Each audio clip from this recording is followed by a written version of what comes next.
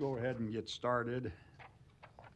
I will now call to order the meeting of the Omaha Planning Board. The Planning Board members that are here today are Sidney Franklin, Jeff Moore, Patrick Morse, Michael Pate, Jorge Sotolongo, Dave Rosacker is Vice Chair, and I'm Greg Rosenbaum, Chairman. Members of the city staff that are in attendance today are Dave Fanslaw, Planning Director, Eric England, Assistant Planning Director, Mike Carter, Current Planning Manager, Jennifer Taylor of the City Law Department, and Kathy Epperson is our Recording Secretary. Our rules of procedure are as follows. Notice of this hearing has been published. Copies of today's agenda are located on the table in front of us down here. You are welcome to come down and pick one up. The cases on the consent agenda will be heard first. Consent cases have been recommended for layover, have already been heard or perceived by the Planning Board to be non-controversial, therefore will be read and voted on without the opportunity for you to state your opinion on the case. If you wish to have this case discussed during this hearing, you may remove the case from the consent agenda. To do so, when each consent case is read, I will ask if anyone wants the case removed for discussion. If you do, please stand up and say so, and the case will be removed. This case will then be heard in the order in which it appears on the regular agenda after we go through the consent cases. When the case is heard, you will have the opportunity to come to the podium, clearly state your name and address, and give your testimony at that time. When hearing cases on the regular agenda, the board will first hear from the applicant. After the applicant states their case, we will hear from the proponents, and then we will hear from the opponents. After both sides are heard, the public hearing will be closed, and no additional testimony will be permitted unless a board member requests additional information. When at the podium, please clearly state your name, address, and whom you are representing for the record. Your testimony is very important to us. In the interest of time and courtesy to others, please be short and to the point. We will try to limit each case to 10 minutes. Those directly involved in the case, please speak first. We request that large groups select a spokesperson to represent that group, therefore eliminating repetitive testimony. When giving testimony, please provide new information and try not to repeat what has been previously said. We do ask that all speakers and others be treated with courtesy and with respect. In that regard, please remain silent while seated, and please turn off your cell phones.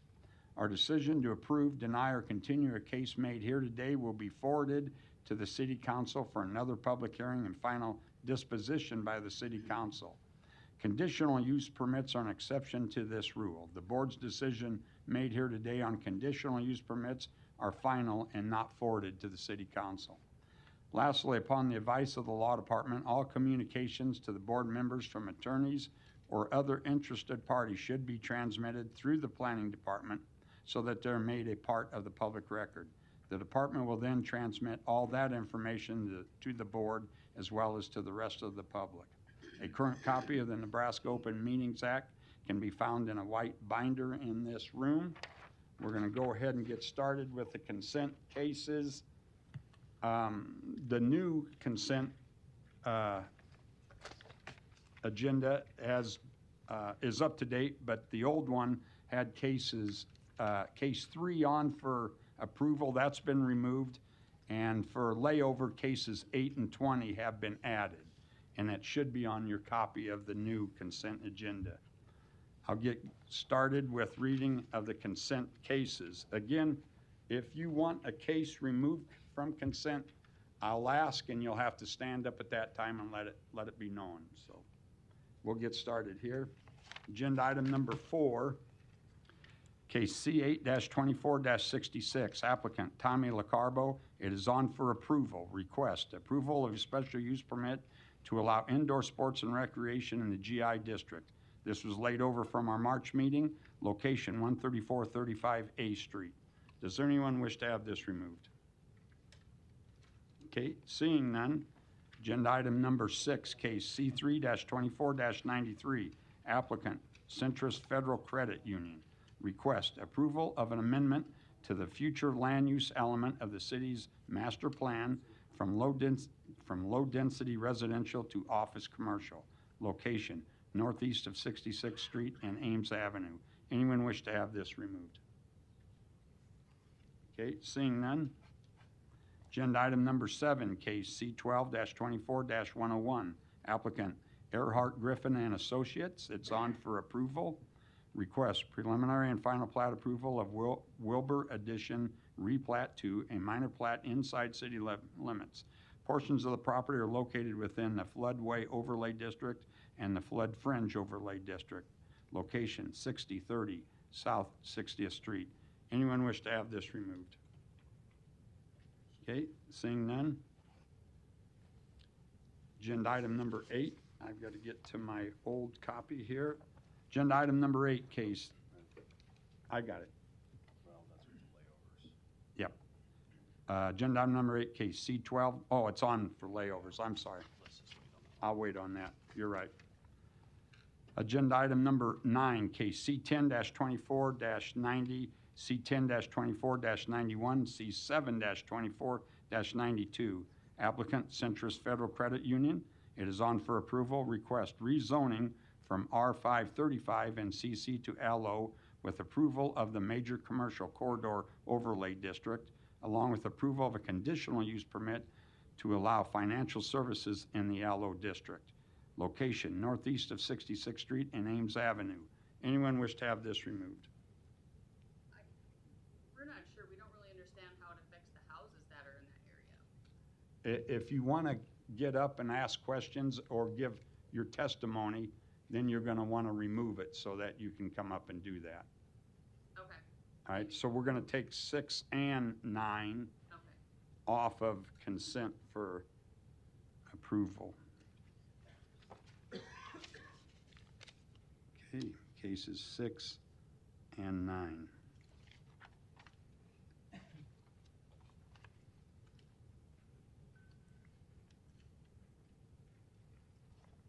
I even made myself a note to read it with the layovers, and I missed it. Anyways, agenda item number 10, case C10-24-95, applicant Gerber Architecture. It is on for approval. Request rezoning from R4 to R5. Property is a designated local landmark. Location 502 North 40th Street. Anyone wish to have this removed? Okay, seeing none. Agenda item number 11, case C10-24-100, applicant L. Lewis. It is on for approval. Request rezoning from R2 and GC to R5, location 8838 Lake Street. Anyone wish to have this removed? Okay, seeing none. Agenda item number 12, case C10-24-109, applicant Esteban Benitez. It is on for approval. Request rezoning from R435 to R535, location northeast of 48th Avenue and Y Street. Anyone wish to have this removed? Yeah, I'm not sure what I'm supposed to do here.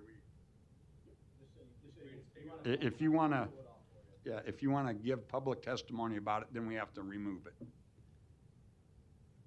have to do what? If you want to discuss it or give a testimony of some sort, then we have to take it off the consent agenda, and then it'll be put on the regular agenda, and then we'll discuss that.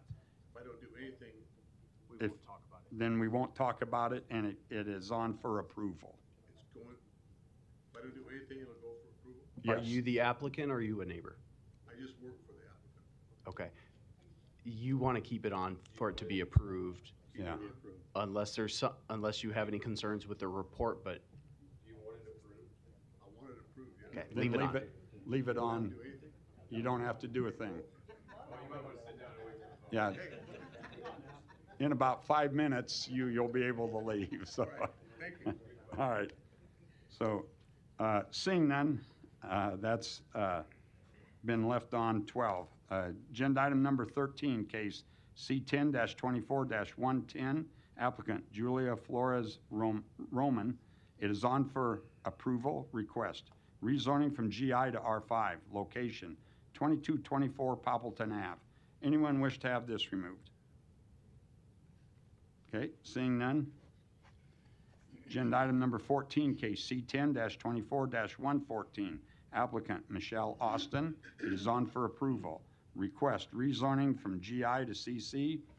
Location 2304 Grace Street. Anyone wish to have this case removed? Okay, seeing none.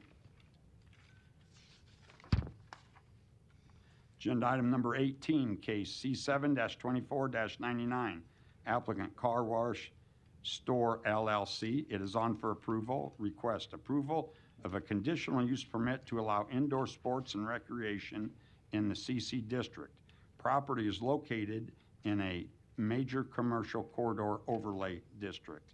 Location 14445 West Center Road. Anyone wish to have this removed? Okay, seeing none. Agenda item number 19, case C7-10-62, applicant Marion High School. It's on for approval. Request approval of a major amendment to the conditional use permit to allow secondary education facilities in the R2 district. Location 4910 North 72nd Street and 7400 Military Ave. Anyone wish to have this removed? Okay, seeing none. Agenda item number 21, case C7-89-37, applicant Westside Middle School. It is on for approval. Request approval of a major amendment to the conditional use permit to allow secondary education facilities in the R2 district. Location 8601 Arbor Street. Anyone wish to have this removed? Okay, seeing none. Agenda item number 22, case C7-20-261, applicant the Church of Jesus Christ of Latter-day Saints. It is on for approval. Request approval of a major amendment to the conditional use permit to allow cultural services in the R435 district. Location 3215 State Street. Anyone wish to have this removed? Okay, seeing none. Agenda item number 24, case C7-15-314, applicant Kiewit Infrastructure Group. It is on for approval. Request approval of a major amendment to the conditional use permit to allow surface parking in a central business district. Property is located within an ACI 1 PL overlay district. Location 1515 Cumming Street. Anyone wish to have this removed? Okay, seeing none. Agenda item number 25, case C14-24-111, applicant Planning Board. It is on for approval. Request approval of the vacation of a portion of Craig Avenue east of 57th Street to its eastern terminus. Anyone wish to have this removed? Okay, seeing none. I gotta find my number 8. Agenda item number 8, case C12-24-104, applicant Joe Weisner. It is on for layover. Request preliminary and final plat approval of Spring Grove RV Park, a minor plat outside city limits with approval of a waiver to section 5399 sidewalks and section 5393 street surfacing. Property is located within the floodway overlay district. Location southeast of 234th Street and West Center Road. Anyone wish to have this removed? Okay, seeing none. Have to bear with me, I'm on my old consent agenda. Agenda item number 16, case C10-24-112, C11-24-113, applicant Foundations Development. It is on for layover. Request approval of a planned unit redevelopment overlay district along with a repeal of the PK overlay for a portion of the site. Location southwest of 22nd Street and Poppleton Avenue. Anyone wish to have this removed? Okay, seeing none. Agenda item number 17, case C8-24-94, C10-15-246, applicant Shelter Belt Theater. It is on for layover. Request approval of a special use permit to allow indoor entertainment in the GI district along with a major amendment to a parking adjustment for a mixed-use development. Location 43 83 Nicholas Street, Unit 204. Anyone wish to have this removed? Question? Yes, sir. So, having it removed, so I don't understand the layover. No, if it's left on consent and layover, no action will be taken today on it. When it comes back on to the agenda, maybe 30 days from now, maybe longer, then there would be time for discussion. But if you want to discuss it today, you can remove it and have that opportunity.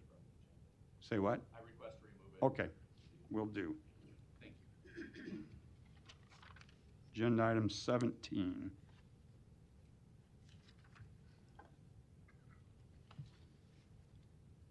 Okay, and that.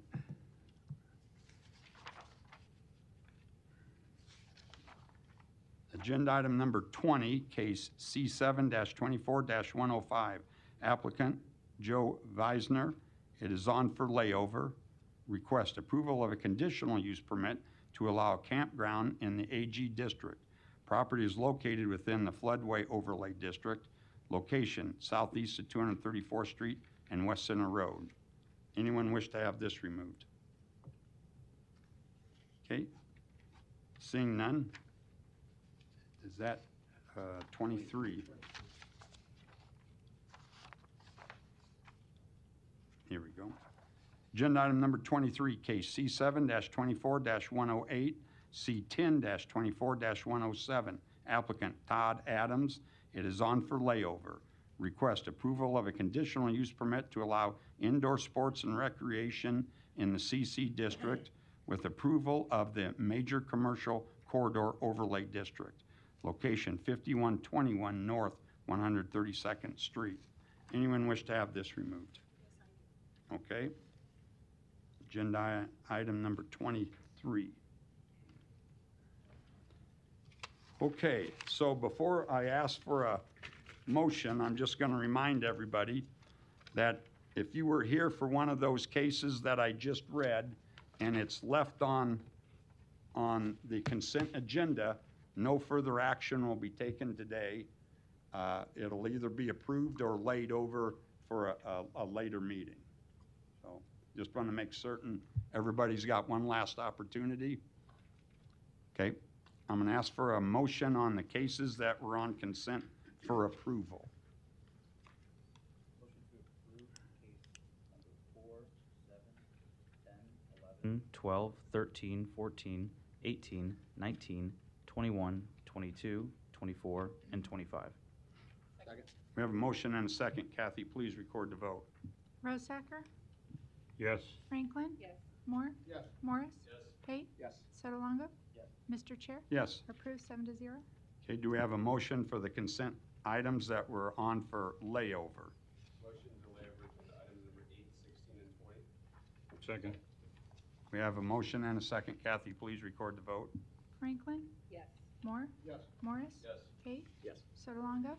Yes. Rosacker? Yes. Mr. Chair? Yes. Approved 7-0. Okay, so those cases that were on for approval and layover, no further action will be taken today. We thank you for coming down. You are welcome to stay or you are free to leave. But we thank you again for coming down. You're good. You can go if you like. Yeah, you're good. You've been approved. We're approved? Yep, yep. Thank you. See you, Bob.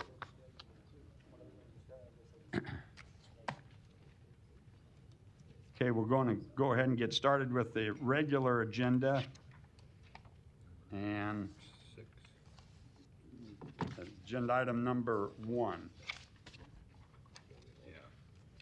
Agenda item number 1, case C10-21-9, C12-21-10, applicant Celebrity Homes Omaha.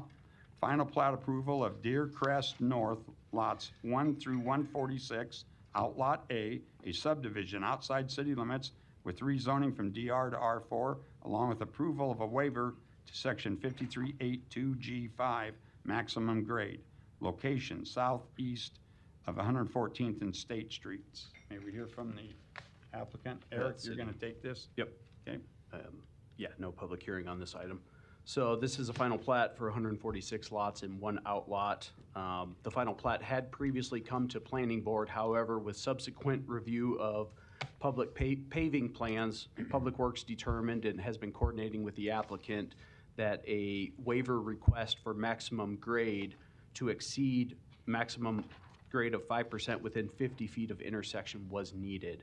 So we have coordinated with the applicant to minimize any of those impacts and looked at all possible solutions, but due to existing street stubs and the grade that is present on the site, we are acceptable to the waiver for the one intersection.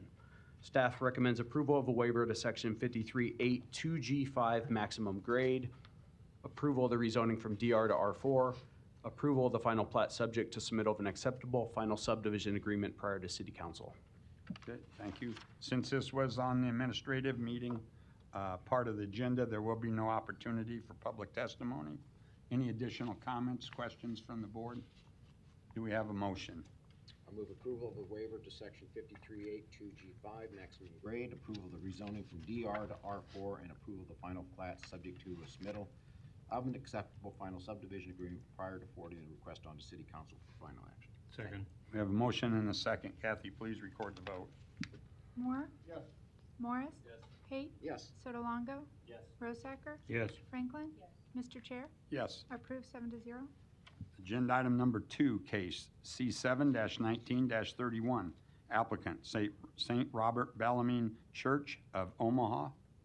Request approval of a major amendment to a conditional use permit to allow religious assembly in the R2 district. Property is located within a major commercial corridor overlay district. This was laid over from our March meeting. Location 11900 Pacific Street. May we hear from the applicant, please? Good afternoon, Mr. Chairman, members of the board. David Levy, Barrett Home Law Firm, 1700 Farnham Street. With me, Father Dave Reason. Dave Reason, Omaha, Nebraska, 11802 Pacific Street. Thank you. So as the chairman said, we were here last month. This is an application for a major amendment ultimately to allow a new sign for St. Robert Bellarmine Church at 120th and Pacific. As you might recall from the discussion last time, it's a bit of a unique situation because you've got a major commercial intersection in the city. Probably everybody's familiar with it. This corner of that intersection is zoned R2. The other 3 parts of the intersection are zoned commercial, and they are in commercial uses. Big Fred's is across the street, of course, to the south. There's a strip center to the southwest and a kind of an office park to the directly to the west. And so the church is requesting approval for a new sign. The sign does exceed the regulation for the sign. The sign we were here for last time was 12 feet in height and 92 square feet in area. The direction and the agreement, and we appreciate that opportunity, was to go back and work with the planning department, try and come back with a sign that everybody could agree upon. I want to apologize. I was not involved in the discussions in the interim, but there was some misunderstanding on the timing of when we needed to get the new proposed sign to the planning department for them to have sufficient time to analyze that and put that in their report. We thought we had more time to do that, frankly, than we did, and so we got it to them later, as it turned out, than we should have. So the staff report wasn't able, and the planning department may not have had time to fully evaluate the proposal. But the new proposed sign is about 2 feet shorter. The message board part of it is similar in size. I think somebody on the board at the meeting last month has suggested maybe trying to shrink the fin on top of the message board, for lack of a better term, and the newly proposed sign, which you can sort of see, I need to zoom out, don't I, is smaller in that regard. So this is the proposed sign. I won't speak for the planning department. I don't think I could represent, and they would disagree. I don't know that we have agreement, but we are here with a smaller sign. We did hear you, we did hear them. It is a smaller sign. It is bigger than the regulations allow, but given the nature of this intersection, the fact that they'll be removing existing signage on the site, we do think that this sign makes sense, and we would request approval of this newly proposed reduced size sign for St. Robert Bellarmine. And with that, happy to answer any questions. Father Dave, anything you want to add? Go ahead. The new sign is a little bit still larger than what's acceptable, I guess, but it makes it easier to see. And believe it or not, the larger sign is much less expensive, saving thousands and thousands of dollars. It might not make difference to you, but that hurts my pocketbook. So thanks for your consideration. And Father, correct me if I'm wrong, but in the vein of the dollars, you've mentioned as we're sitting about $40,000 difference? Mhm. Okay. The larger sign is less by about $40,000. So one of the directives that we had from last month's meeting was to have the planning department and your organization group get together and just try and work things out. Can you Right. tell us what kind of conversations took place and where you found some compromise perhaps? Again, I apologize. I was not involved in those discussions. I know we've got a smaller sign here before you. Father, were you part of those conversations as well? One of my parishioners was dealing with it, and so I did not have direct contact with it. Do you have with the like a dialogue. building manager in your church? He's just a parishioner. He's not really a building manager. So was he familiar with the issues that were raised? Oh, yeah, he's on the committee. He is. It's Terry with ENA Consulting, correct? Yeah, so Okay. he's an engineer. He's familiar with this process and very familiar with the issues that were raised. Okay. And there was some question in the pre-meeting about whether or not the sign's gonna be manufactured or you already own the sign, you bought the sign. And if you did, you probably can't return it, I'm guessing, right? So can you tell us who owns the sign? Is it owned? We do not own it yet, sir. They still own it, but they said they will give us the little bit larger sign for a lower price than the other one that they would order for us. How much lower? About $40,000. Amazing how expensive those suckers are. That seems to be the main sticking point here, though, is the sign, the size of the video board, That's correct. right? That's correct. And I So- think, go ahead. Yeah, so just a theoretical question. Is it worth your investment to spend another $40,000 to get the sign? I would take that back to my finance council and see if, and the people that are on the committee that are working on the signage for it. So if it's, I hope you'll consider, but if you say no, then we just have to go back to square one and ask them to raise some more money and work Father, on that. do you know what size that sign was gonna be that was $40,000 more expensive? I don't.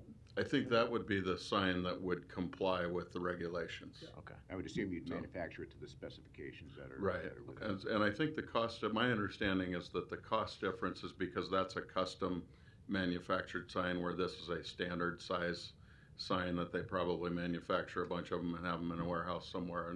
And I don't know a lot about manufacturing signs, but it makes sense that a custom size would cost more than a standard size. So does even the though it's church smaller. bear the cost of that, or does the archdiocese help support that no, as well? I wish the archdiocese would. Maybe you can talk to I think the I knew the answer archbishop to for that. me, that'd be great. But no, the parish would have to fund that. And in all seriousness, again, I wish we were here with a agreed upon resolution. I don't like putting the board in this spot, and I recognize and acknowledge that we're doing that.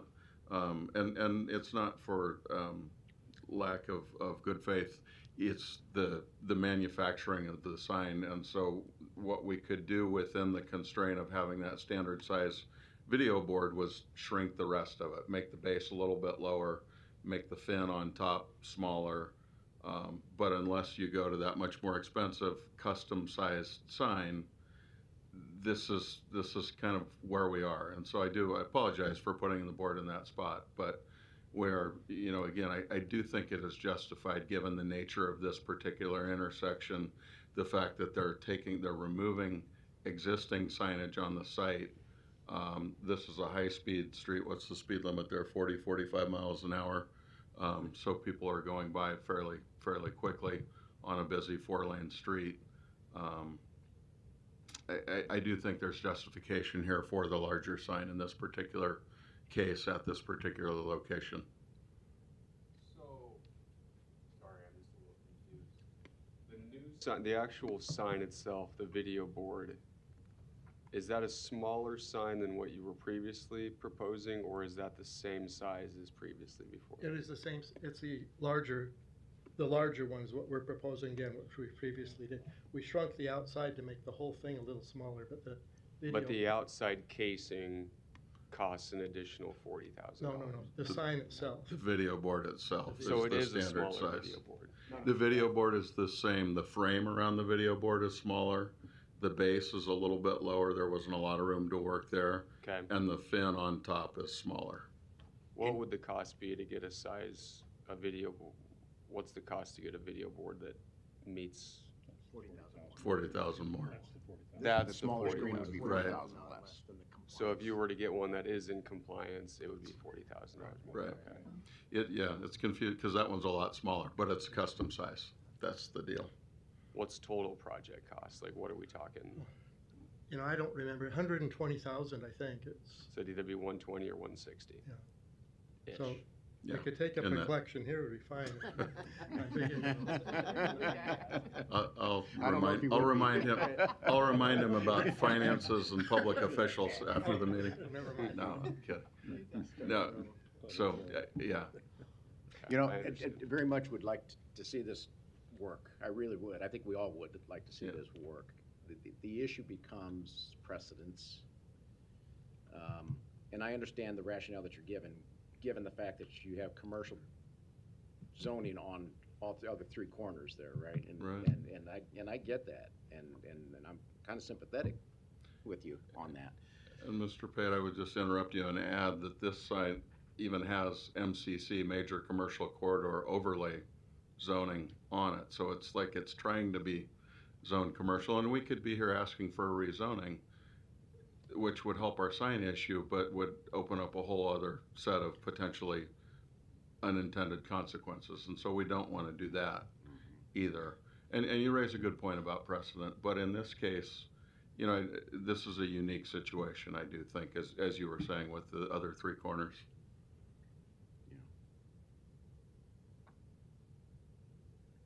Any additional questions?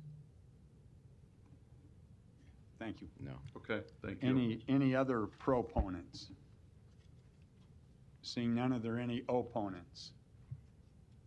Seeing none, I'll close the public hearing. Additional comments, questions before we hear from Eric? Eric? Yeah, so I just to clarify, if this property were to be rezoned with a common commercial district, so let's say the CC district, it is still a civic use type. So while the height of the monument sign could be 12 feet, the total budget area could be 40 square feet. So it doesn't, even if this property was zone CC, this would be twice the budget, a little more than twice the budget allowed with that. But the MCC does allow the 12-foot in height, but because of the residential zoning, it takes the more restrictive, which is typically the 6-foot in height. So I just wanted to clarify that aspect. You know, obviously we've talked about this last month, and we looked at some other recent signage and electronic monument signs that this board has approved and staff has supported regarding, you know, this use type with religious assembly. And we recognize that technology is changing, and, you know, there are more and more requests for this type of digital signage, and we are continuing to explore and look at our codes and, you know, what the appropriate number is. And, you know, perhaps it's slightly larger than 40 square feet of what we're recommending, but at this time, that's what we have supported. So, yes, we did receive, you know, the new signage plan and took a look at it. Obviously, the report doesn't get into a lot of detail on that, except there is a mention of it. But we are still recommending, you know, a reduction. And, you know, if that means that there's, you know, some type of signage that's, you know, 42 square feet or not 40 square feet, that maybe could be a better price. I mean, we're willing to talk through that. I mean, 40 is kind of a rounded number, but if there's a standard electronic sign that is being produced that could be had more affordable, we're obviously willing to have that conversation. But at this point, more than double in the budget area and the height exceeding, we just think that's a very large electronic sign. And, you know, with this use type, with being a church and a school component, we feel it's excessive. And so we do have a recommendation, but it is subject to the criteria listed in the recommendation report. You know, the performance standards, obviously the 10-second interval, the brightness, things like that, which I think everybody is on board for, but also to, you know, to decrease the total sign, or the total signage to 40 square feet, as well as a height limitation. So you can definitely ask questions and we can continue the conversation, but I'll put the recommendation out there for you to consider. Staff recommends approval of the major amendment to the conditional use permit to allow religious assembly in the R2 district, subject to the 11 conditions in the report. Any additional comments or questions? Yeah. Father Dave, if I could ask you to come back up, if that's all right, Mr. Sure, you Okay. can do that. Just a clarification on the messaging that you plan to display on the video. Is it going to be a rolling video? Is it static messaging? What type of messaging do you, and content do you plan to put on this? There's information about the parish, of course. We have Easter just happened, I think, let people know that, or just positive messages. We have a free meal every week, or every month for anyone that wants to come to the church. We have food drives once a month. So it's just to get the good news out and invite people to come in and get to know more about us. And I think it's a graphic sign. I mean, you can change it and put a picture up even. But it's not like a television commercial sign where there's going to be continual movement. No. It's not a rolling video. And if it's a good point, and if there's a desire for a condition of approval that there not be motion video or something, if the concern is safety and people being distracted driving by. I remember a long time ago the discussion over electronic billboards, and I think we'd be open to limitations on, you know, prohibition of actual video.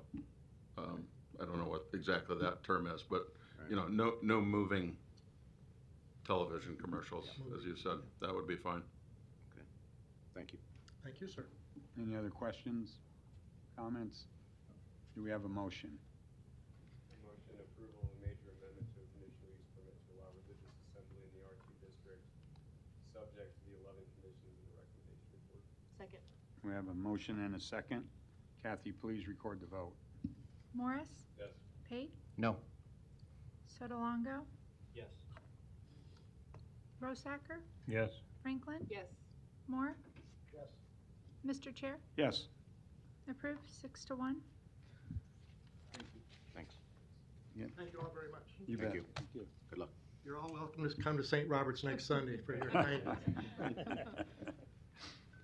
Agenda item number 3, case C8-24-60, C7-24-61. Applicant Open Door Mission. This was, no, we had it pulled off. Request approval of a large project special use permit to allow development over 10 acres in the GI district, along with approval of a conditional use permit to allow a non-commercial day shelter in the GI district. This was laid over from our March meeting location, southeast of 20th and East Locust Streets. May we hear from the applicant, please?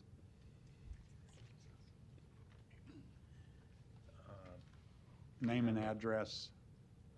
My name is Matt Stoffel with Valley Pointer Maquetto Architects. I reside at 4749 Capitol Avenue here in Omaha.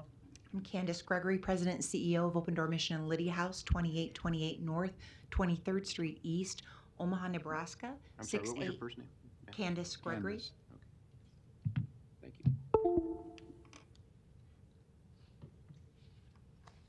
Zip code is 68110.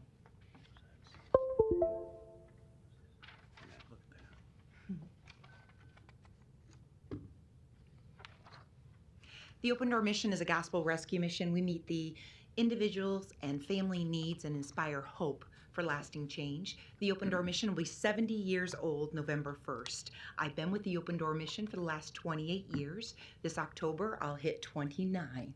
I started when I was 9, maybe. I'm excited to share with you how generous and compassionate our community is. We are able to provide 917 safe shelter beds every night. I'd love to share with you that we have a bed for everyone, but that's not the case. In fact, it's not really inclement weather, and yet we're in overflow. We also provide huge housing and food programs. Currently, we serve about 4,747 meals through all of our food programs, whether that be a hot meal, sack lunch, street ministry, or even one of our Manna food pantries for consumers that are experiencing poverty. We also offer 40 programs for free to the community. The Open Door mission over the last 17 years has been developing the property that is located on our main campus. Although we do have neighborhood outreach centers located in Council Bluffs and Elkhorn, our main programs are offered in a 4-city block radius. When you fly out of Omaha, you just can't miss us. We're right there on the right. We are in a position post-COVID that we would like to expand our services that we already currently offer in a more quality care environment. With the food crisis in our community, we have seen that we need more space for those that have mental and behavioral health to seek a meal. That means that those that are on our campus don't like to be squished in like sardines, and they want a little more elbow room at the table. And our hospitality center will be able to offer that to those that we serve and those in the community wanting a hot meal. The other area of the first part of the development is our hospitality center, and that will actually allow us to have a actually home base for our volunteer department. We are blessed with about 10,000 volunteers that donate their time annually to the Open Door mission, and we need to have a home base for them, and that will be located in our hospitality center. Also, 50% of those that actually come to the Open Door mission to seek recovery or maybe safe shelter at our Lydia House are victims of domestic violence. Our current community kitchen is located in the front of our men's center. And our new hospitality center will allow those that maybe do not feel safe entering our men's center to do so in a very respectful and dignified manner. We have life-changing programs on our campus. In fact, if you support the Open Door mission, thank you. Your investment is solid. Almost 91% of our graduates are clean and sober 1 year after graduation, and we continue to see life transformation on our campus. I'm going to turn this over to Matt to talk a little bit more about the development of our campus, is this the appropriate time to answer any questions about what we currently do, Eric? Okay. Yeah, either way. Thank you, Candace. And apologize and thanks a lot for helping me out through that. I was going to struggle there for a little bit, giving you some imaginative talk. So I'll get straight to the point now. So as Candace had mentioned, we're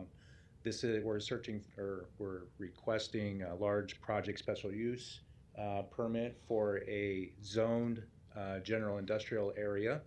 The campus currently has three buildings and 3 proposed buildings, and so we appreciate the support of Eric and Mike. We've met with them a couple times prior to this, and we appreciate the opportunity to present this project to you to help facilitate approval of future projects that the mission is striving.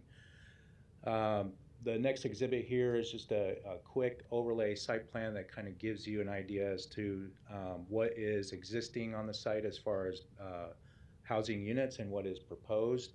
The current housing unit total is 555 units spread throughout the 3 existing buildings. And in future projects that we're not proposing at this time, they'll be coming forward at a later date. But there are future housing projects to add 131 units to the project. The next exhibit is an overall site plan, and with the work of Eric and Mike's group, the intent here is to provide a base map, or if you will, for the landscape and the surrounding right-of-way improvements, in addition to the proposed tree canopies, et cetera, to meet the zoning requirements within the campus. And the intent here is to add the code required trees along the perimeter, as well as add additional trees to the interior of the site. And so this would set the baseline, if you will, for all the 3 future projects that will come to you in front of the permits and planning. The first major project that we're going to propose, that we are proposing, and it's actually in the permit queue, is the Hospitality Center. The Hospitality Center will be shifting a current function that's currently within the Men's Center, and basically replicating that, shifting that program in square footage and in program cost. And the intent of that, as Candace alluded to, was to meet the needs of the community and also provide a safe shelter for the men that are within the facility and the women and families that are within the facility, and to provide that safe environment for both of those communities. Not to say the least, the campus overall, Candace and her group have done a really good job of orchestrating a unique palette across all the project types or all the project buildings, with a good combination of masonry, brick, and metal panel, and has kept that consistency throughout the campus. And so the future projects also represent that continuity of material, both in the brick and the metal panel. So the elevations that I'm showing quickly for the Men's Center, or for the Hospitality Center, very low profile building, predominantly brick and metal panel on that ground floor, with some visibility into the facility with glazing. As I move on to the future permanent supportive housing projects that are planned, these are adjacent to North 23rd Street. There are 2 projects in the queue. Each of those have a combination of 1, 2, and 3 bedroom units for families, as well as single occupancy units. And so just quickly to get through, so in a matter of time, the first project is a 3-story housing unit. Again, you see the character of the project with the brick, the beige brick, and then the dark metal panel. The representative ground floor with amenities on the right-hand side, units, typical units on a single loaded corridor. And then as you move through the building, the next 2 floors are predominantly units bound by a single loaded corridor. And then the kind of walking around those elevations real quick. And then the last project is a little bit larger in scale.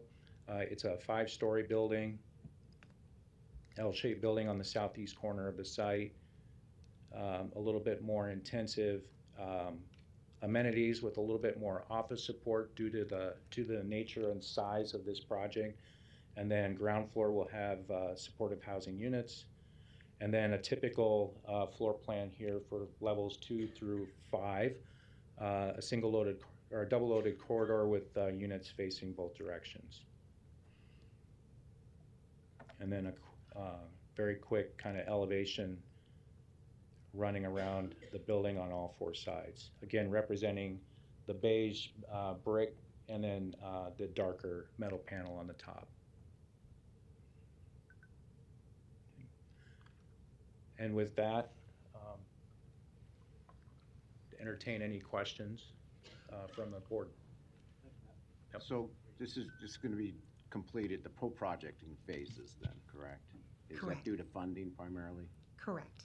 Okay. Construction costs and inflation, which we cannot chase, have changed a lot of the cost for this expansion. Okay. And so we will do more fundraising. So what is your current percentage of men versus women that you service right now? Currently? Because I noticed that the men's Sure. unit is going to be done first. The Garland Thompson Men's Center currently has 300 beds and mats in emergency services, and we have 96 SRO units, and those units are used for the Journey to Work, New Life Recovery, the Veterans Housing First program, and then they have 32 units for permanent supportive housing. everything in the expansion there's not new programming, it's everything we already currently do. We already offer emergency services, transitional housing, permanent supportive housing. This is just, again, expanding what we already are offering. Okay. You offer very valuable service, obviously, and thank you for your 28 years of Thank you. work in this area. It's very, very important, obviously. What do you see in the next 5 years? I'm just trying, I want to create some visibility for the general public here as to what the real issue is and maybe what the issue Sure. is going to be going forward as well. Yeah. Currently we have a housing crisis in our community. I mean, you obviously know that. We have people staying longer in emergency shelter, and we have people graduating, even though they're graduating from a recovery program and 26% are going to college, they have nowhere to move to. That's safe and affordable and drug-free. So people are staying on our campus longer. They're asking us for safe, affordable housing. We have only on our campus currently 41 2- and 3-bedroom apartments and 64 SRO units for rent. They're full with a waiting list, but we have the ground and we want to expand in the permanent supportive housing because we've seen the measured outcomes.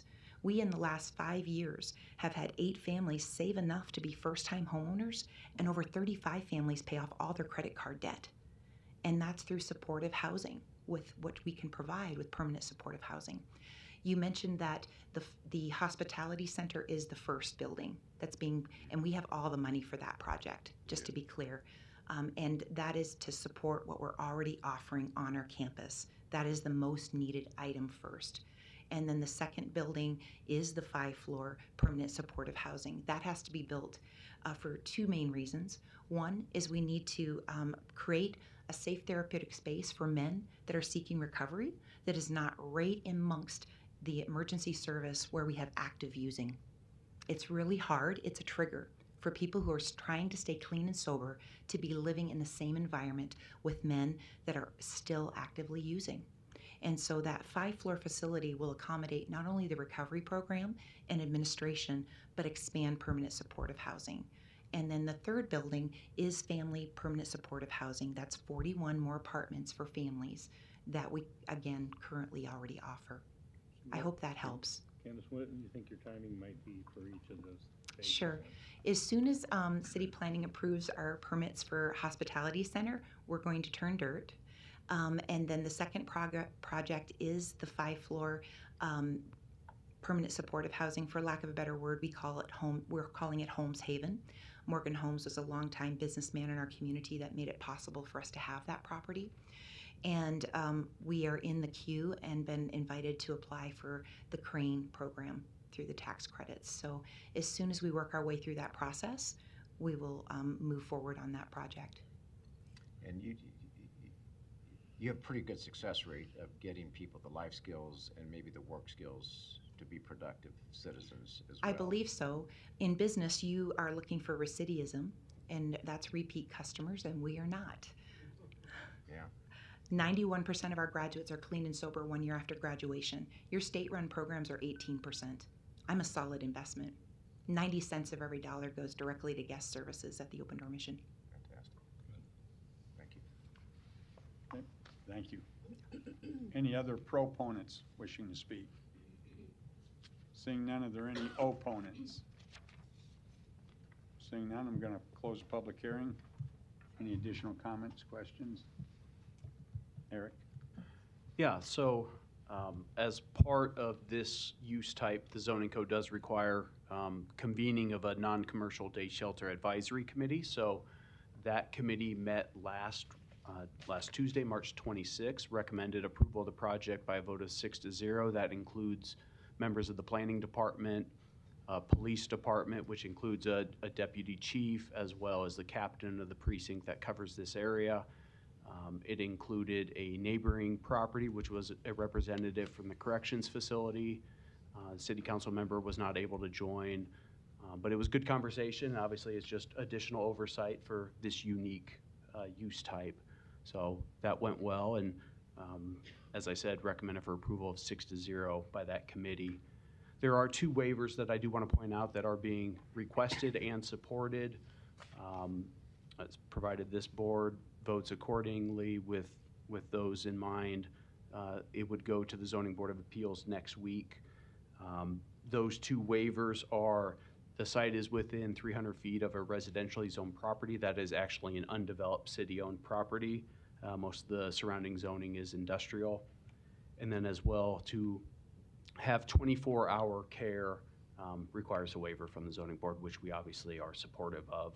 And this site, you know, as well as others in the community have that operation, and it's pretty standard. So obviously it's a high quality use. There's a great need. I do want to point out, because the site is a civic use and it's over 10 acres in size with the industrial zoning, the large project special use permit does need to proceed to city council. So we have that. And then we also have the conditional use permit for the specific use. So there are the same conditions of approval for each one.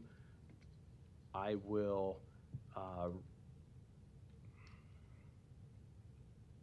read them together, and I think one vote would be appropriate. So staff recommends approval of the large project special use permit to allow development over 10 acres in the GI district, subject to the 11 conditions, and approval of the conditional use permit to allow a non-commercial day shelter in the GI district, subject to the 11 conditions. Okay, do we have a motion? Motion to approve a large project special use permit to allow development over 10 acres in the GI district, subject to the 11 conditions of staff report. Approval of the conditional use permit to allow a non-commercial day shelter in the GI district, subject to the same 11 conditions. Second. I have a motion and a second. Kathy, please record the vote. Pate, Yes. Sotolongo, Yes. Rosacker, Yes. Franklin, Yes. Moore, Yes. Morris, Yes. Mr. Chair, Yes, approved 7-0. Thank you. thank you. Thank you. Good job, Candace. Agenda item number 5, case C7-24-74, applicant Steve Fowler, request approval of a conditional use permit to allow multiple family residential in the CC district. I'm sorry, CC district, it's a MCC overlay pending. This was laid over from our March meeting, location southeast of 204th Street and West Dodge Road. Can we hear from the applicant, please?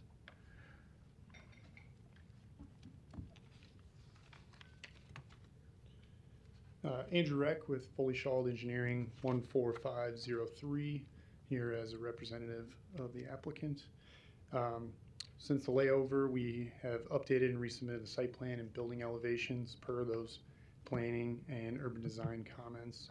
The primary updates being building materials, planting mitigation plan, a building setback from the parking lot, and then a natural trail that was proposed on site has been updated to be at least 20 feet away from the neighboring properties. I think we showed it a little closer previously. And then another item that was clarified with our updated site plan was a wrought iron fence to be included on the east side of the property. And that is not a privacy fence. It would be a 6-foot tall fence to match what is there in the neighboring storage unit property. That's what they installed along their neighbor's property lines. So, and that was something that we discussed at a neighborhood meeting back on December 18th. And we had a pretty good showing there of people bordering the property at that time. So here to answer any additional questions. Thank you. Any other proponents? Seeing none, are there any opponents? Seeing none, close the public hearing. Additional comments, questions? Eric? Yeah, so obviously Andrew updated what they have addressed. There's just a few small items that will need to be finalized before issuance of a building permit. So making sure that trail location matches on the site plan and landscape plan, as well as a small amount of landscape screening that's required. So staff recommends approval of conditional use permit to allow multifamily residential in the CC district, subject to the 8 conditions in the report. Do we have a motion? Motion to approve the conditional use permit to allow multiple family residential in the CC district, subject to the 8 conditions of the recommendation. We have a motion and a second. Kathy, please record the vote. Sotolongo? Yes. Rosacker? Yes. Franklin? Yes. Moore? Yes. Morris? Yes. Pate? Yes. Mr. Chair? Yes. Approved 7-0. Yep. Agenda items 6 and 9 we'll take together. They were on for approval. They've been removed. Agenda item number 6, case C3-24-93, applicant Centrus Federal Credit Union. Request approval of amendment to the future land use element of the city's master plan from low-density residential to office commercial. Location, northeast of 66th Street and Ames Avenue. And agenda item number 9, case C10-24-90, C10-24-91, C7-24-92. Applicant Centrus Federal Credit Union. Request rezoning from R535 and CC to LO with approval of the Major Commercial Corridor Overlay District, along with approval of a conditional use permit to allow financial services in the LO district. Location, northeast of 66th Street and Ames Avenue. Hear from the applicant, please. Good Dave, you're afternoon again, representing? Mr. Chairman, members of the board. David Levy, Barrett Home Law Firm, 1700 Farnham Street. The description of the item may have been longer than what I have to add. It is a lot, but it is fairly straightforward, really, ultimately.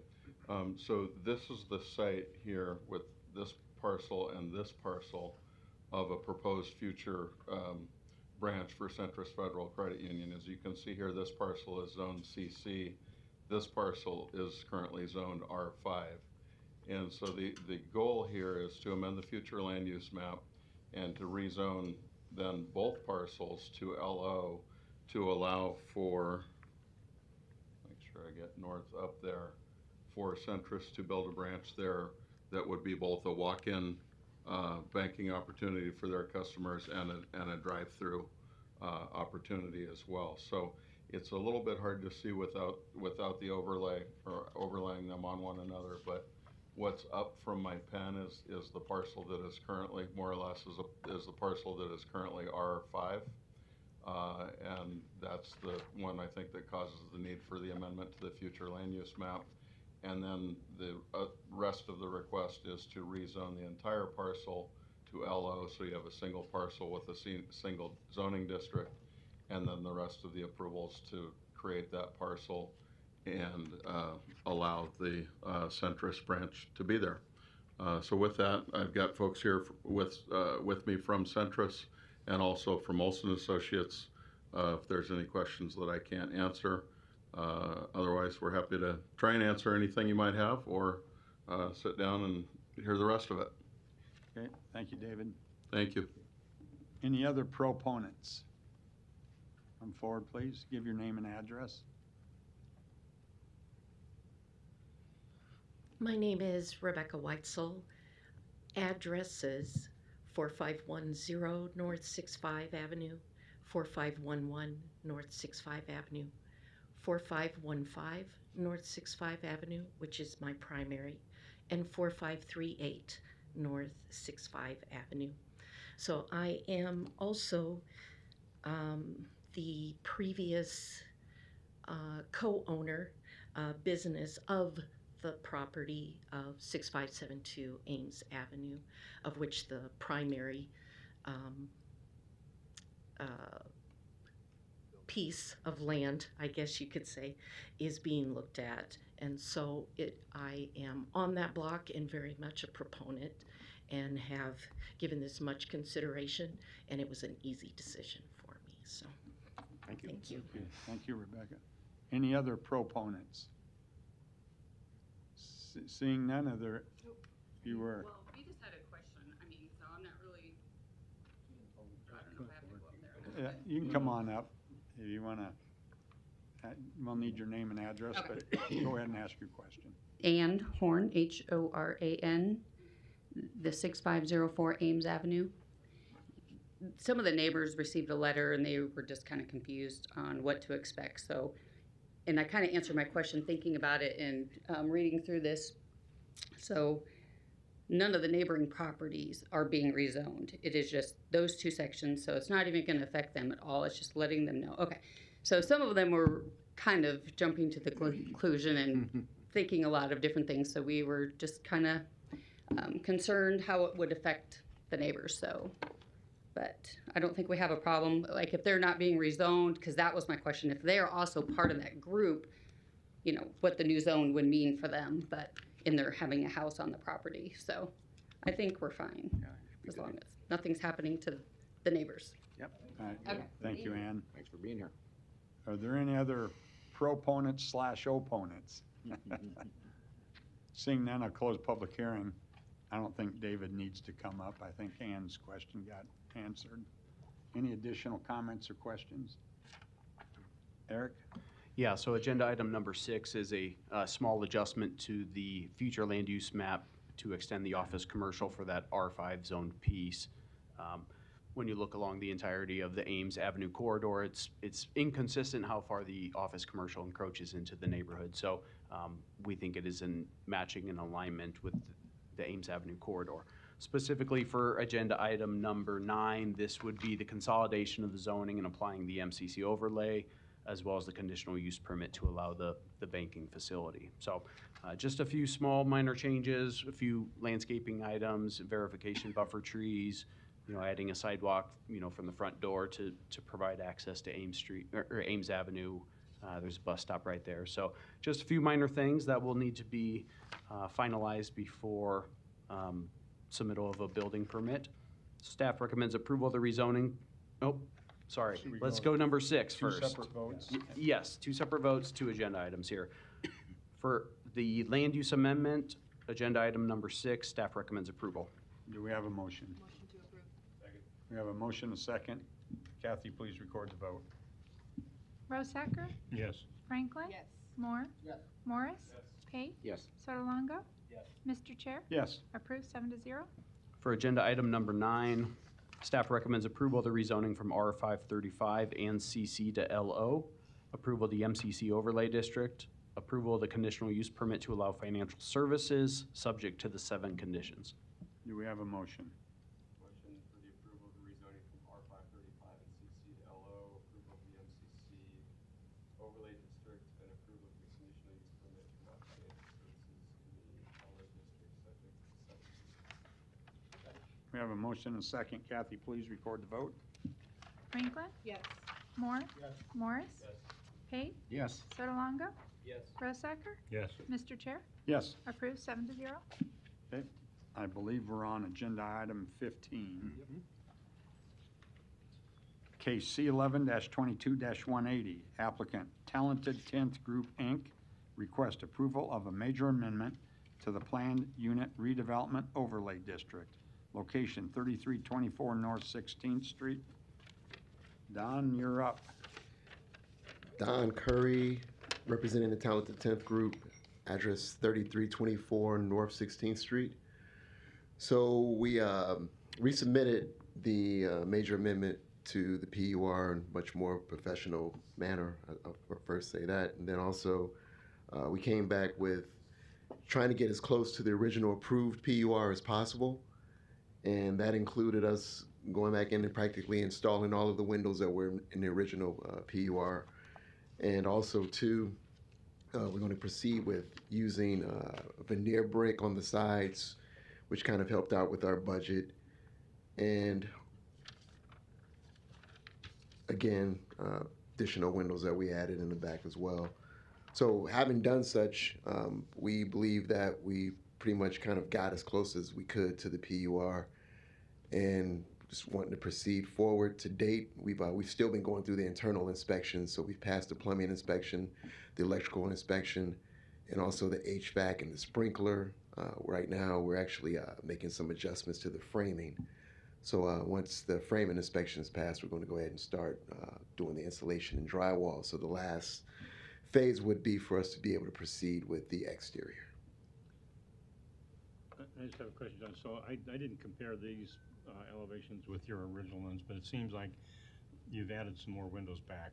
Yes. Have you already done that work, or you have to do that once we go through this process?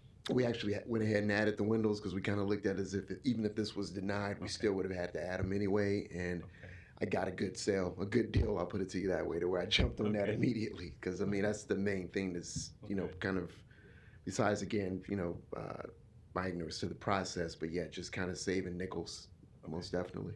Good. Positive feedback from the neighbors? Yeah. That worked out well. I mean, Mr. Moore, as you suggested, that I have a community engagement meeting, and that was a learning process on my part, because I mean, I kind of went in of the thought that, hey, I'm from this area, grew up over here, so no one's going to no one's going to have anything to say about what I was doing, and yeah, so that was a good process to where now we come to the agreement to where we've already got we're in the process of getting the permit issued for the development on 16th and Spencer, which will mirror this one, and we're now going through the planning phase for 16th and Wirt.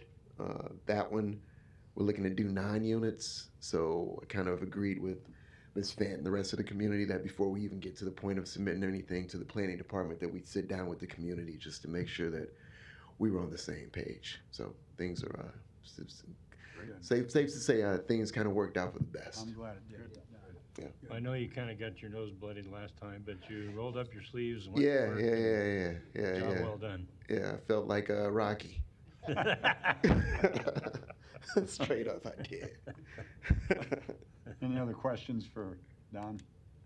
Thank you, Don. All right, thank you all. Appreciate Any you all other very much. proponents? Are there any opponents? Good. Seeing none, whoop.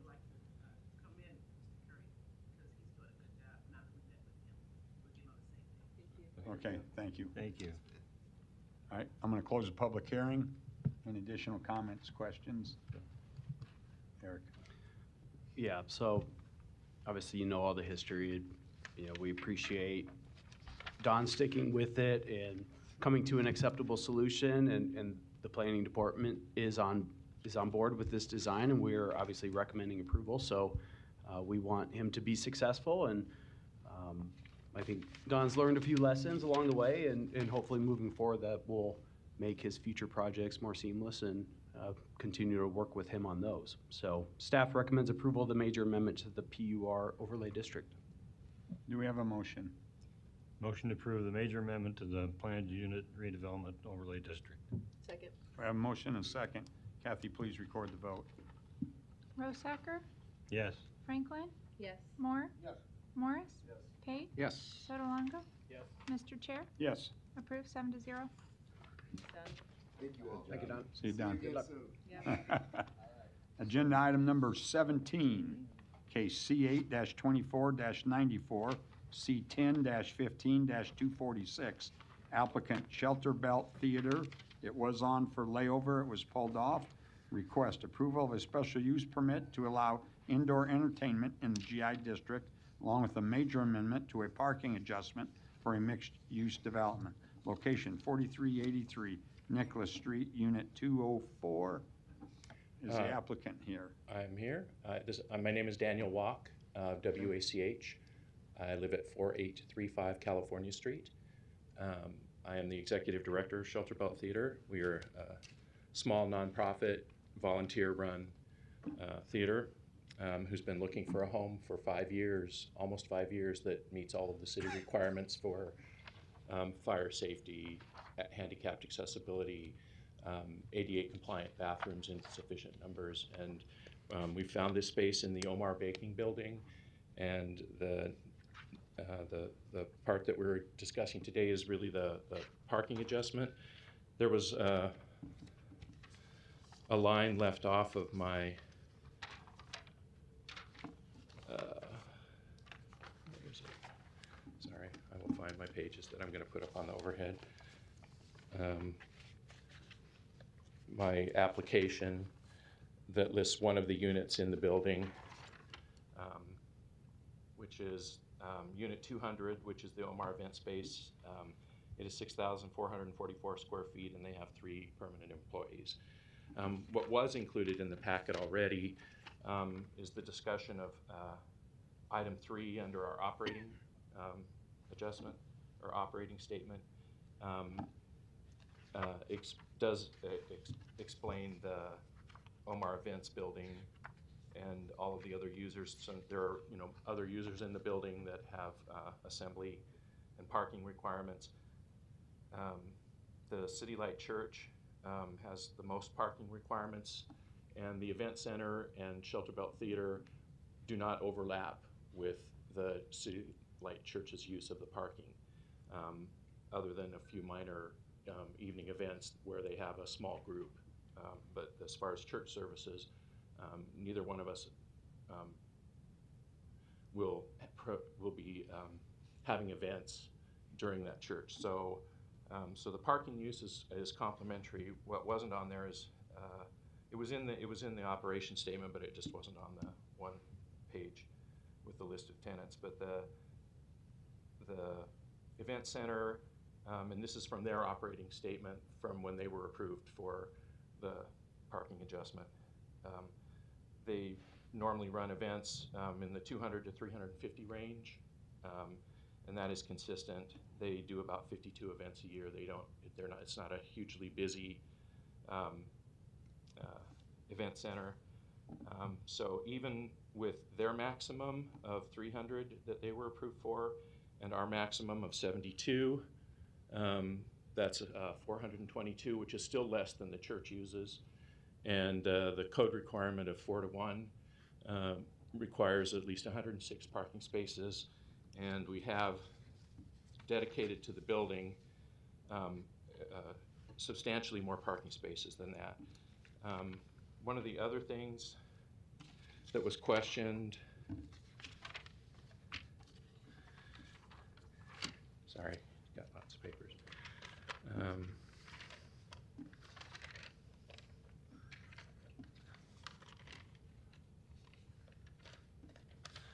Was the fact that on the architect drawing here, this lower section of the southeast parking lot was not filled in.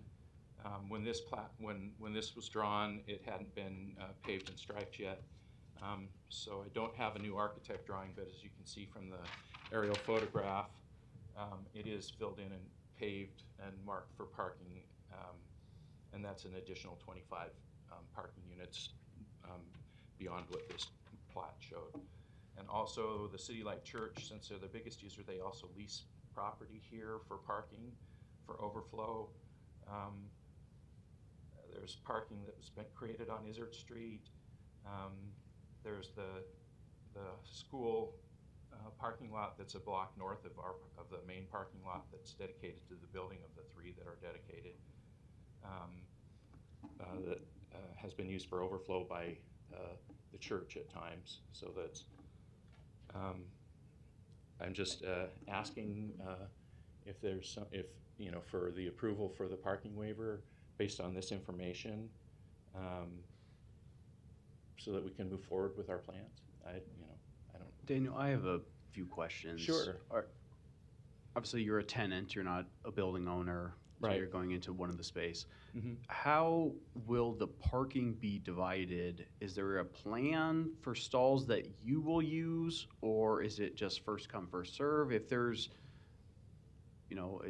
a performance with a full house capacity, hopefully for your organization, at the same time as a wedding with 350 people, how has there been conversations with the building owner?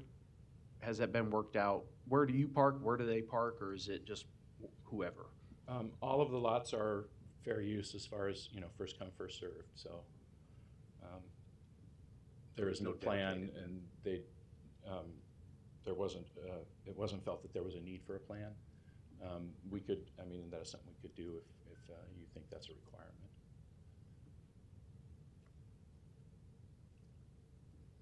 Okay. It's just a matter of having our patrons know where the parking lots that they can park in are available, and just looking for a space is really what we're at. Any other questions for Daniel? Okay, thank you, Daniel. Thank you.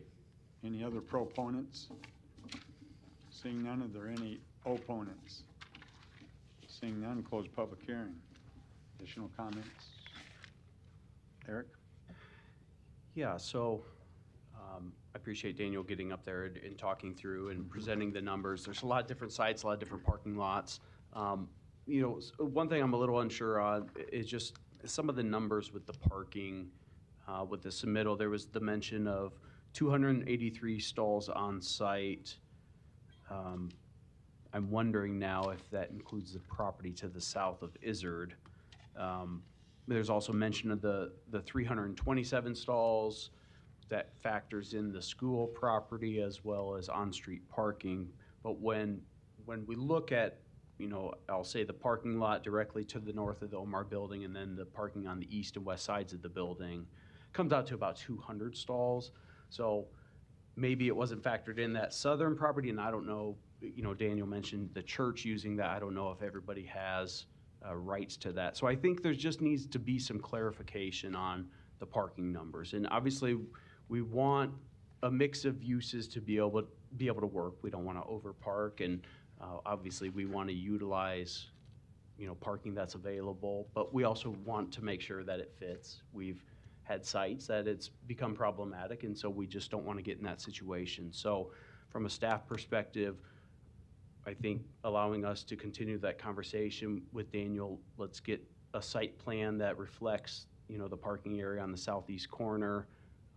You know, we can look at whatever records we may have and continue to help. There's been a lot of use permits on this site. So from a staff perspective, we're more comfortable coming back in 30 days, you know, to the May meeting. I know he's probably trying to get going, but we do think that's probably an important component just to make sure that it's clear what the parking is, who has available parking, and then just compare those tenants and uses. So staff is recommending layover, but obviously we want to keep this moving, so we would want to work with Daniel and get the information that we need. Yep. Do we have a motion? Motion to lay over. Second. A motion and a second. Kathy, please record the vote. Franklin? Yes. Moore? Morris? Yes. Pate? Yes. Sotolongo? Yes. Rosacker? Yes. Mr. Chair? Yes. Approved 7-0. Agenda item number 20. Say what? Okay, agenda item number 23, case C7-24-108, C10-24-107. Applicant Todd Adams, this was on for layover. It was pulled off. Request approval of a conditional use permit to allow indoor sports and recreation in the CC district with approval of the major commercial corridor overlay district. Location 5121 North 132nd Street. May we hear from the applicant, please? Good afternoon, Dustin Shropshire, 7525 North 101st Street here in Omaha. I'm with RW Engineering and Surveying. We are here on behalf of the applicant Todd Adams. We've been doing the civil engineering and land surveying work for this property. And so what we're asking for here is the MCC overlay to be added to this property and for the conditional use permit to allow for indoor sports and recreation in this zone. And so we put together a plan and submitted that to you folks, and we are here to answer any questions that you might have. Thanks. Okay, thank you, Dustin. Any other proponents? Seeing none, are there any opponents? I don't know that I'm an opponent, but Okay. I do have some questions. And I'm glad you have this thing because I'm a visual Yep. person. Need your name and address. Oh, sorry. My name is Kathy Hand. My husband is Tyler Hand. And I live at 12969 Camden Avenue. Our backyard backs up to this proposed development. So the main thing that my husband and I are worried about is the water runoff. We have had we've lived there for probably 20 years, and we have had several incidents where we've actually had water come into our family room so that our carpet was sopping wet, because what happened was when we first moved in, it was graded so that there were, you know, it wasn't just a smooth runoff. And I think to make it pretty or whatever, they graded it so that it was nice and flat, and all the water came towards our house.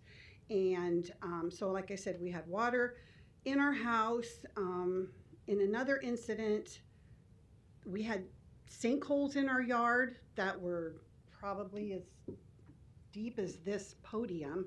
Our 6-foot fence fell over because the water came rushing in and, you know, undid the fence.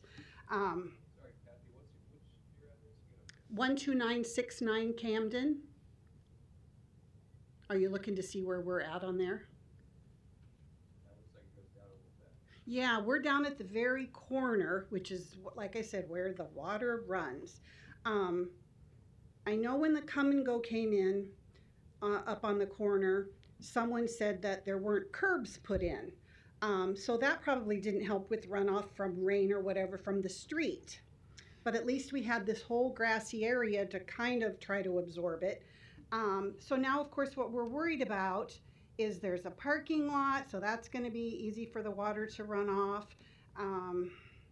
There is a berm that is there, and I'm just worried that with construction and whatever, you know, maybe the berm will be messed with or eroded or whatever, because that berm funnels the water to a drain that's in that corner. So, you know, we're not opposed to whatever's coming in. You know, we knew when we bought the house that something eventually would come in, but over the years we've just had so much trouble with water, and we just want to speak up now so that whoever doing it can take the appropriate steps to guard us from being flooded, because it was no fun having water in the house, and it was no fun having holes so big that my dog disappeared in them, and you know, we had to wait for the fence to be rebuilt, and so that's the main problem. And to add another small problem is sometimes they mow that lawn or that area back there, and sometimes they don't, but our fence seems to be forgotten, and we get weeds taller than the 6-foot fence, and every year I have to call the city and ask someone to please come out and mow along there. So that's my 2 stories. Very good. Okay. Thank you, Kathy. Any other opponents? Seeing none, close public hearing. Dustin, did you want to come up? Yes, and give you an opportunity to address Kathy's concerns? Absolutely. Thanks, especially Kathy, the for- stormwater and post-construction stormwater management plan. Absolutely. Thanks, Kathy, for bringing that stuff up. We didn't hear about any of those stories previous to our involvement with the property. This is a bit of a unique site. There is no city storm infrastructure on this site. There are easements across the site that allow for the conveyance of that water to get down to those area inlets. And our development plan accounts for containing all of the water on our property. And so we have an above ground storm basin that will capture all of that water. Our parking lot does include curb and gutter, and we are showing 2 curb cuts on the east side of that would allow for that drainage to get into the basin. And then it would be piped underground into that area inlet. So there would be no overland flow from our contribution to the site or from our development to the site. So hopefully any water that falls on this site today, right now, all it does is it drains to the back of the lot, it runs down that ditch, and hopefully it gets to that area inlet. We intend to fix all of those issues on this lot by improving it and providing for that stormwater detention basin. And that should fix a lot of the problems. Additionally, as the designer of this grading plan, I took a look at all of the elevations at that back fence and made sure to grade them away from the fence and provide any rainwater that doesn't fall in our parking lot and get to that storm basin, gives it a place to come and run away from that fence and then run overland down to that area inlet. Unfortunately, what happens after that inlet, we can only work within our boundaries of our property, but the intent is to not adversely affect any lot that abuts this property. So we've tried really hard to accommodate for that stormwater. Dustin, would you repeat what you first said? Kathy was busy, and about you intend to capture all water. Would you repeat that for us? Let me put this up on the overhead here, and hopefully this might clear it up a little. So over here on the left side of the plan. It looks a little confusing with all the lines, but this is actually an elevated stormwater detention basin. So any water that comes into our site, it's going to come across the parking lot through a curb cut, both at the north and south end of the parking lot, and it will run into this basin. So we've put basically a big trough here to catch any water that falls on our site. And then we will pipe that with a underground pipe and connect that to that existing area inlet. So we're not even pushing anything additional overland. There are stormwater easements on that north and east side over here for the conveyance of other water. And I know you mentioned the Come and Go property, which has been developed off to the north there. And I believe that there might even be some development plans in the works for the property to the northeast, a car wash, if I'm not mistaken. And so both of those businesses have to get their water across our land over to that area inlet. And the existing stormwater does just kind of dump out onto the lot, and then where it goes from there, the grade takes it. And so I think that's why it's probably going the wrong way into your yard. And so that's what you said that there's no conveyance outside of your site there. So I noticed you've got that 100-year drainage way easement there. Also, if your site receives over ½ inch, that containment probably is full, right? Correct. And so then you say it then is conveyed to the southeast corner, and where does it go from there? From this overflow structure that would be in that Right. detention basin, it would be piped underground into the area inlet. Okay, under And your that in- ground, but those are lots there that are houses there, right? The area inlet's on our property, down at the southeast corner. What? It's down at the southeast corner of our property. It doesn't come through very well And in this then- image, but and there's a where's it large go then? concrete structure. Does it go into a storm sewer then? It does. Oh, okay. Yeah. Okay, I missed that. Downstream of ways it goes into there. There is underground conveyance, just not for the lots to the north or for our lot. Got it here. Good. Okay, that's just what I wanted to know. All right. Anything else you wanted to say, Dustin? No, like I said, we've made our best attempt at grading that so that the water that comes from these northern lots stays inside the little ditch there and gets over to that area inlet. We would love to coordinate with the future development that's proposed to be put in up to the northeast of our site, if the opportunity is there. Thanks. And Dustin, while you're there, we are recommending layover for additional coordination with Public Works regarding those easements. You're aware of that, correct? I was not aware of the layover before today. I got here today. Okay, but I think there's just some additional coordination with Public Works and their different divisions to make sure that, all of those existing easements are being accounted for. And so I just wanted to mention that. What type of action on our part would we need to take to help that process? I guess, Ryan, I don't know if you have any additional information. Obviously, Ryan is from the traffic division, but he is a representative here from Public Works, so I'll defer to him. Thanks.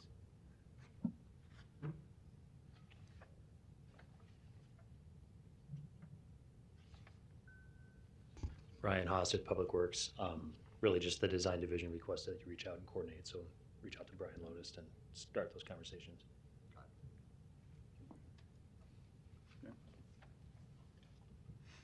Any other comments, questions? Eric? Yeah, from a zoning perspective, the amount of parking is being provided and is an acceptable for the proposed use with the indoor courts facilities. Doesn't sound like there's much spectator seating or anything like that. So this is mainly just a practice facility, and I think we're familiar with those. And usually the issue with parking comes up from tournaments and that sort. And obviously you'll probably have some parents hang out around the interior of the facility, just like you would any other similar indoor court facility. So, but because of that additional coordination that is required with Public Works regarding those sewers, the easement, stormwater, there is a recommendation for layover. Okay. Before I take them, One more question, please? sure, come on up, Kathy. What I want to Give your know is- name and address Oh, again, okay. please. My name is Kathy Hand. My address is 12969 Camden. What I have is for you is this question right here where you said there's this big basin that's going to catch water and then it's going to run to here and then this pipe you're saying here is underground? Correct. And it runs to another underground Correct. pipe which then goes out to the sewer? Correct. Okay, because my house is right here. And so it's right there where everything comes to a head. So you're saying that all of this water is just going to be underground, it's not going to affect me or my yard? Not from our development, no. Okay. No, we are not also containing Come on any up of to the mic, Dustin. Sorry. We are not planning to contain in our stormwater basin any of the water from these northern lots. Mhm. So that will run through a graded swale on this east side of the property. That you guys will put in? That we will grade in, Okay. yes. In order to build this site and level it out, we have to bring in about 25,000 cubic yards of dirt. And so there's going to be a lot of grade change there to be able to put that in. Okay, so are you saying that this will be higher than the ground is now where the building's on and everything? Actually, on the west side of the lot will be lower than the street. So when you walk into the building, it'll be lower than 132nd Street. But in order to provide a flat spot, we have to fill in the backside and then lower down the front side. Okay, okay, thank you. Thank you for letting me ask that. All right. You feel good, Kathy? Well, we'll see when the We'll first see when the first rain comes. rain comes. Yeah. Maybe I need his phone number so I can call him and have him come pump the water out of my house. Okay, and you gave your recommendation. Any other comments, questions, or do we have a motion? Move to layover. Second. We have a motion and a second. Kathy, please record the vote. Moore? Yes. Morris? Pate? Yes. Sotolongo? Yes. Rosacker? Yes. Franklin? Yes. Mr. Chair? Yes, Approved 7-0. I think that was the last item. Last one I have. Do we have a motion for last month's pre-meeting minutes and public meeting minutes? Move to approve the minutes from the public meeting and the pre-meeting from March. Second. We have a motion and a second. Kathy, please record the vote. Moore? Morris? Pate? Yes. Sotolongo? Yes. Rosacker? Yes. Franklin? Abstain. Mr. Chair? Yes. Approved 6-0. And do we have a motion for adjournment? Motion to adjourn. We have a motion to adjourn. Kathy, please record the vote. Rosacker? Yes. Franklin? Yes. Moore? Morris? Pate? No. No. Yes. Sotolongo? No one's ever done that. No one's ever done that. Sotolongo? I have. Mr. Chair? Yes. Approved 7-0. Which agenda item?